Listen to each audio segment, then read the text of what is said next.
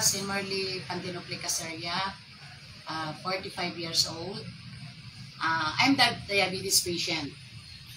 Ang akong testimony bahin sa nanospec. Dati, ang akong mata, perminti ni siya mamaga, mamula, na yung mga mutubo sa kilid. Hindi, sa isa katuig, mga 3 times siguro yun na perminti siya nagain ato. At ang personal gyud nga true experience ako ang sarili. Simula nung nagamit na ko aning salamina, wala na siya namulang akong mga mata. Wala na siya nagasakit. At yung pagmata na ko, kanang blurred ang akong right side na mata.